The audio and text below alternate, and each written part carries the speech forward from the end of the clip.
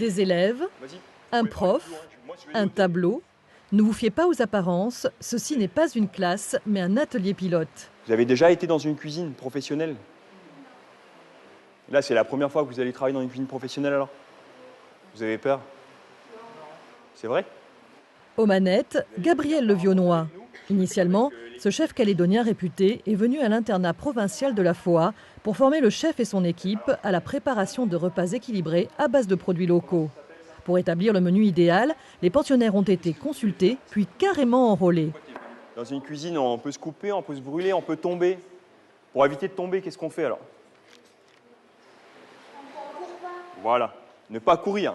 Mais avant d'entrer en cuisine, on fixe les règles. On a un repas ce soir à fournir pour les internes. On veut que ça se passe bien. Donc, plutôt que de leur imposer des règles, on a préféré, on va dire, travailler avec les enfants pour que ce soit eux, qui sont au centre de ce dispositif, ce soit eux qui écrivent un petit peu leurs règles, un petit peu la charte dans laquelle ils veulent travailler, quoi. C'est plus un atelier participatif, on n'impose pas, quoi. Donc, voilà, et là, je leur fais signer, c'est simplement qu'ils se responsabilisent, qu'ils adhèrent. Parmi les 11 marmitons du jour, Thomas, 11 ans. Il rêve de devenir chef comme son papa. Tout le monde a signé? C'est quoi l'importance de signer, là? Et Élisée, 12 ans, elle adore cuisiner. D'accord. Ok, c'est vous qui avez décidé. Une fois les règles établies, direction les cuisines. Première étape, la tenue. Tu peux voir ça, toi? Allez. S'il n'y a pas de short, c'est pas grave. Après, je vais vous donner des tabliers.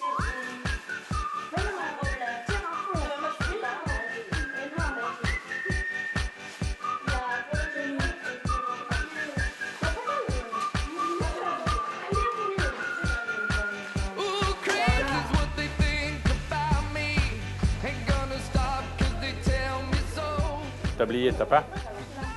Il n'y en a plus là? Allez, mettez les tabliers à bavette, c'est bien.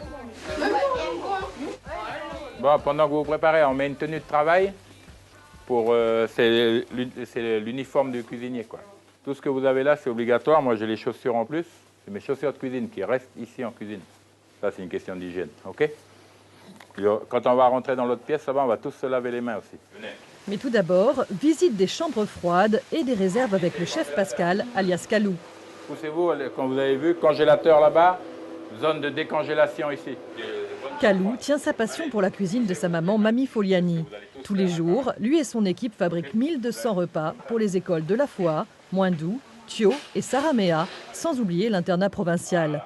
Après 32 ans de restauration collective, sa motivation reste intacte. C'est pour montrer qu'il y a différents endroits de stockage. Là, on a les fruits, les légumes, là, il n'y a pas trop parce que dans 2 jours, on est en vacances.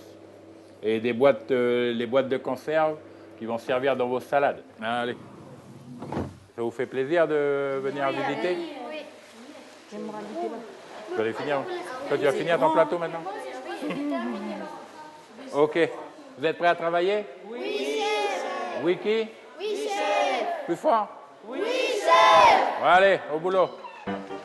Et du boulot, il y en a à la louche. Objectif, préparer 170 repas en 4 heures.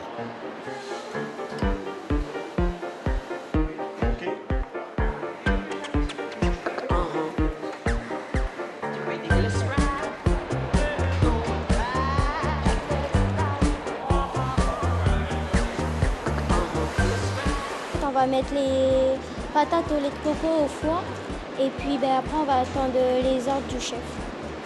Pour les apprentis cuisiniers, c'est tout un univers à découvrir.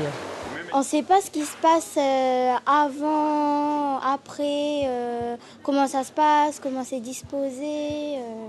Nous, on ne sait pas. C'est pour ça qu'on a voulu faire ça. En fait, pour nous, c'est une activité découverte.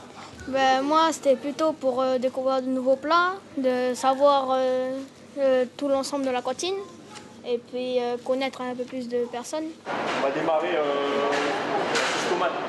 Un sauce tomate chez vous, là-bas c'est oignon, ail, concentré de tomate pelée.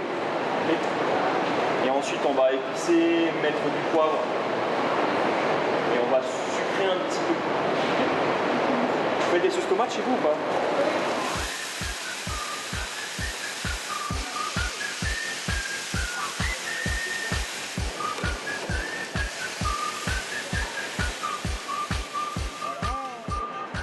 facile de manier la spatule XXL, mais la patience et la pédagogie de toute l'équipe font merveille.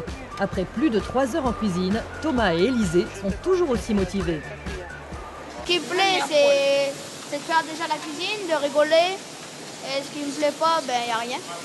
Alors de bien parce qu'on travaille en collectivité et de moins bien que tout va bien, non. Il n'y a rien qui va pas bien ou quoi que ce soit. Même satisfaction du côté des pros, tous sont impressionnés par l'implication des enfants. J'avais peur un peu que les enfants soient vraiment dissipés et tout, et non, ils sont très intéressés par ce qu'ils font, ils veulent participer à tous les petits ateliers qu'on a mis en place. Je suis très très satisfait. Très touché en même temps de voir nos enfants participer à notre métier, quoi. Ils ont un autre sentiment de la nourriture, c'est pas de juste mettre du carburant, quoi. Il y a le côté plaisir qu'ils découvrent en même temps aussi. Je suis un peu surprise parce que moi en fait je travaille là depuis des années, mais le truc c'est que le contact avec l'enfant c'est pas la même chose qu'aujourd'hui. Tandis qu'aujourd'hui c'est comme si c'était mes enfants. Je suis avec mes enfants, quoi. Allez, tourne bien ça. Et les enfants ne se lassent pas d'apprendre. Leçon suivante, comment touiller efficacement la salade de fruits.